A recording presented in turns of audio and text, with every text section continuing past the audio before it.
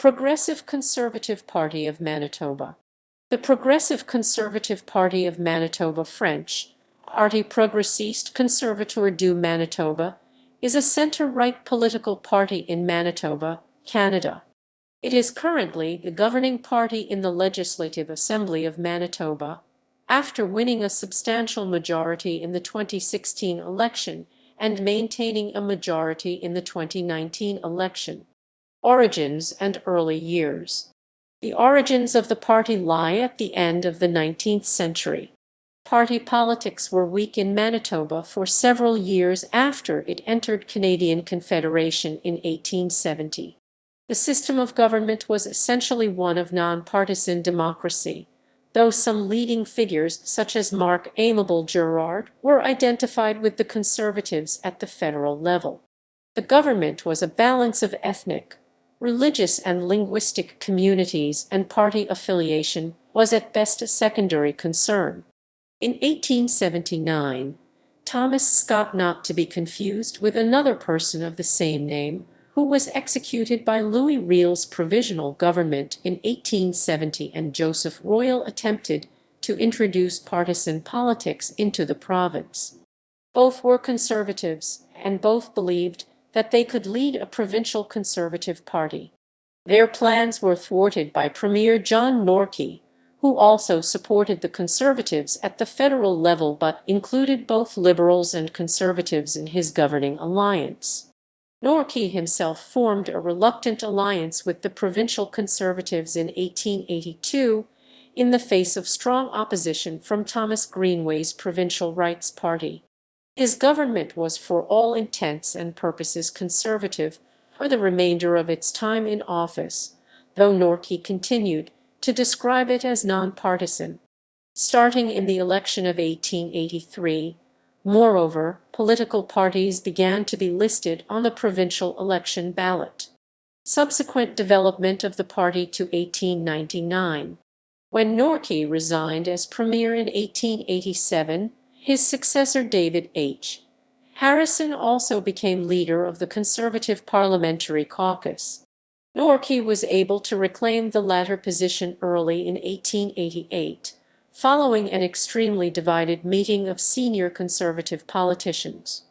By this time, the new Liberal Premier Thomas Greenway had formally introduced party government to the province, and no one doubted that Norkie was now the province's Conservative leader.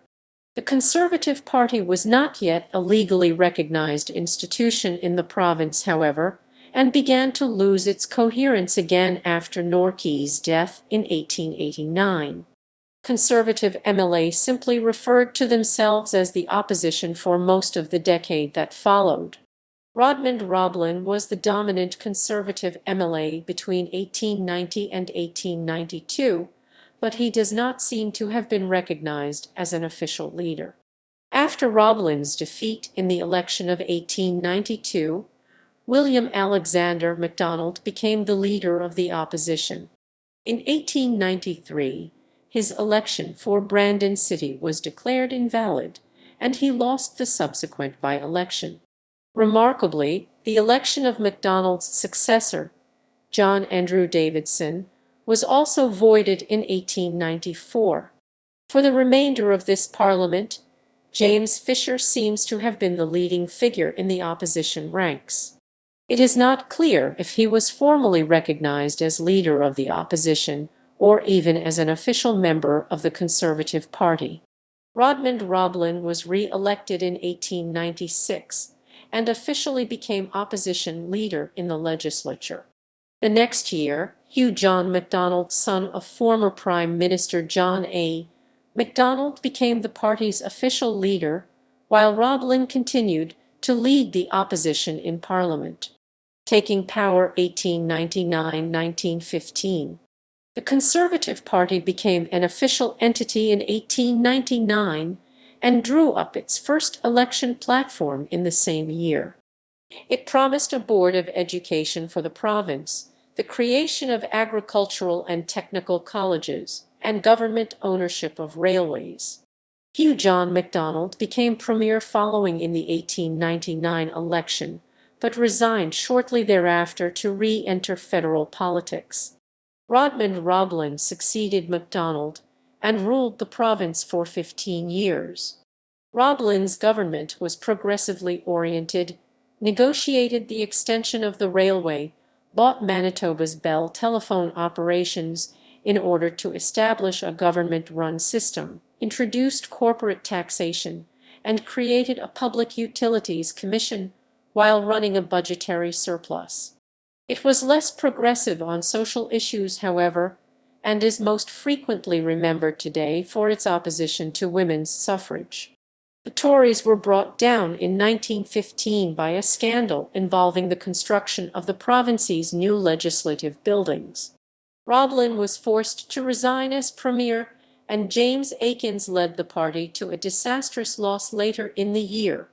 The Manitoba Conservatives received their greatest support from the Francophone community in the 1915 election because the party was seen as more supportive than the Liberals of Francophone education rights. This was a pronounced contrast to the situation in federal politics, where most Francophone Canadians opposed the war policies of Prime Minister Robert Borden.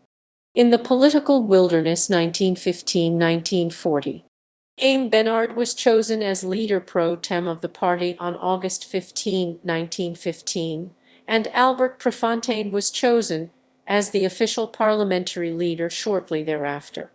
The party was a minor force in Parliament, however, and was largely sidelined by the radical farmer and labor movements of the late 1910s.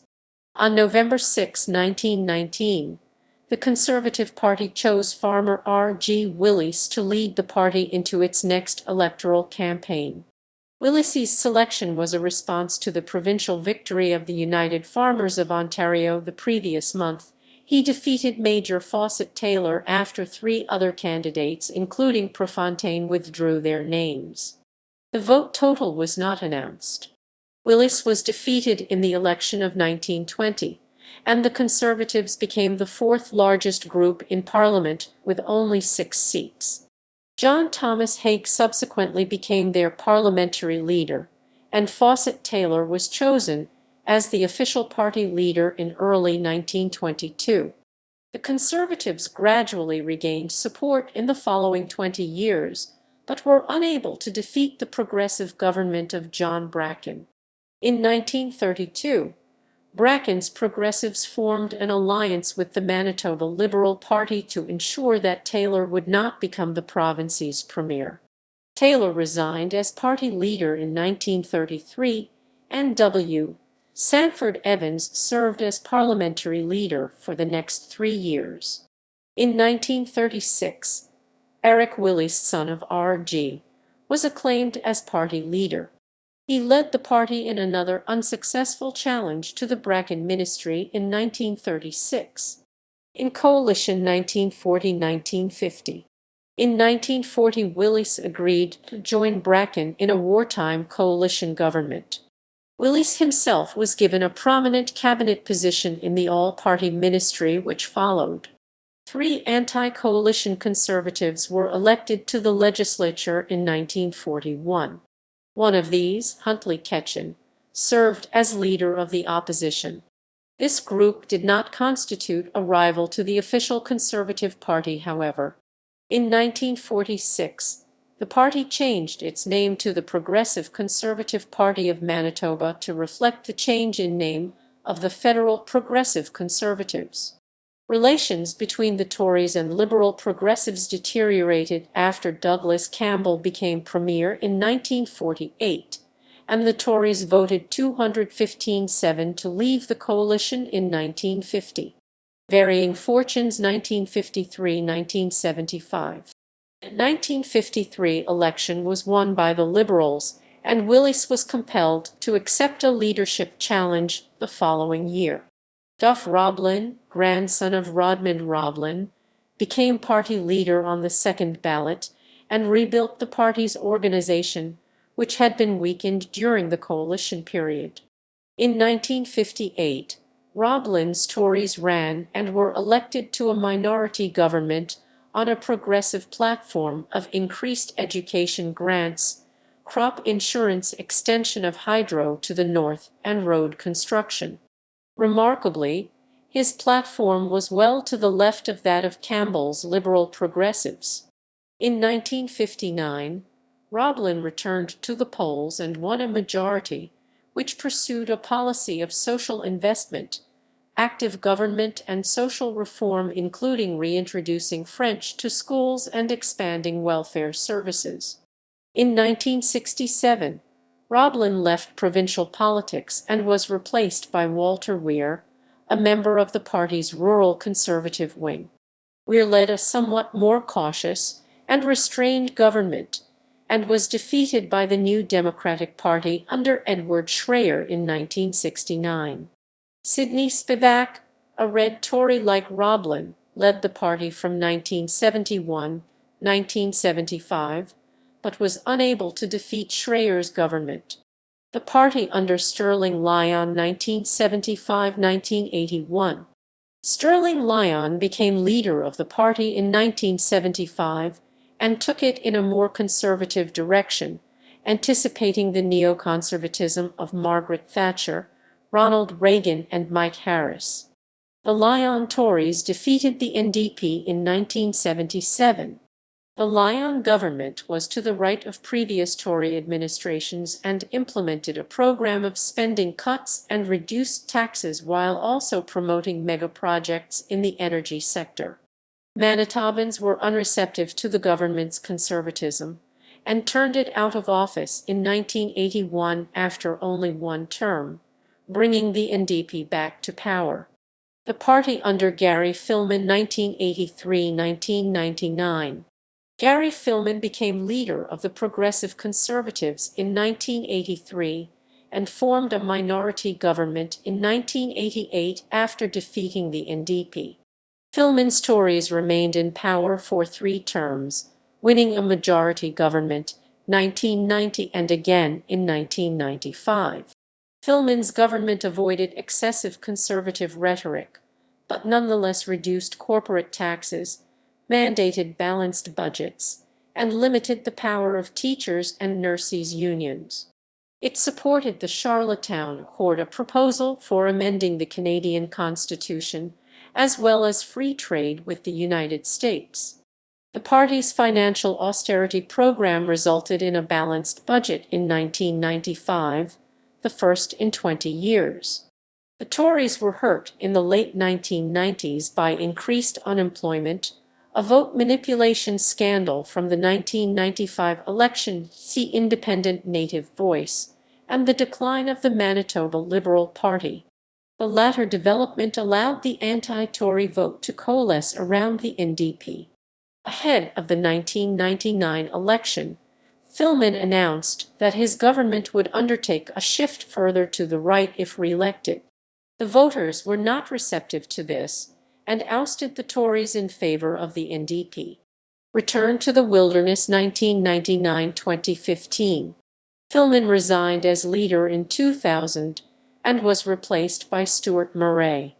The party fell to 20 seats in the election of 2003, its worst showing since 1953. On November 5, 2005, at a meeting regarding a possible leadership convention in the near future, Stuart Murray received only 45% support from party members. On November 14, Stuart Murray stepped down as leadership of the party.